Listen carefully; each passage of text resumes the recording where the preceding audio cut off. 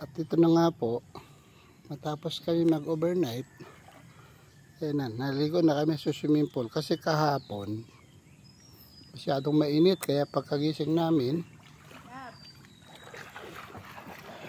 nag-i-enjoy yung alpa ko.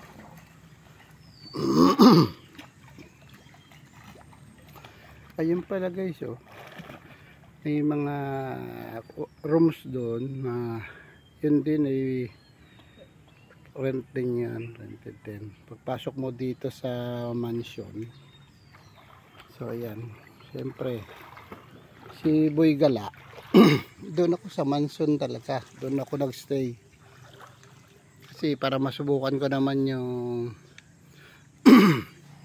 paano matulog sa tinutulugan ng mga mayayaman. So sinubukan ko lang din kasi Father's Day naman. Nandun yung bahay namin doon. Ito, ipapakita ko sa inyo yung mga rooms na ano. Yan. Yun, mga rooms na yan. Pwede rin yung ano. Yan. Individual din siya. Yun. Aircon naman. Parang kubol-kubor. Pero okay naman. So, ako kasi doon ako sa mansion talaga nag-book kasi para maranasan ko naman. Lagi na lang akong electric fan, so sinubukan kong tapos ito ayan, ayan o, mga rooms nila, ayan, ayan, ayan. Maganda dito mga pamilya. Ayan po siya, yan, no? Ayan, maganda naman. So,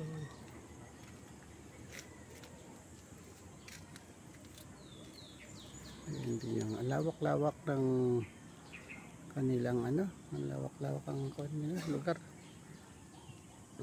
Ay, si Mrs. Naliligo. Kami lang mag-isa.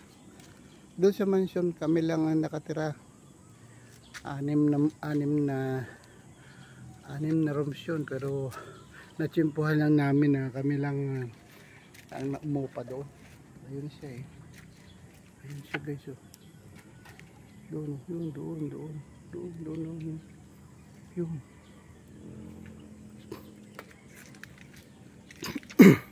Sinubukan ko lang kung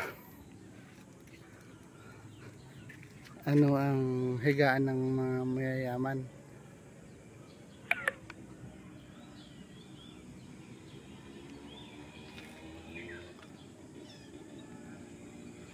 Bye bye.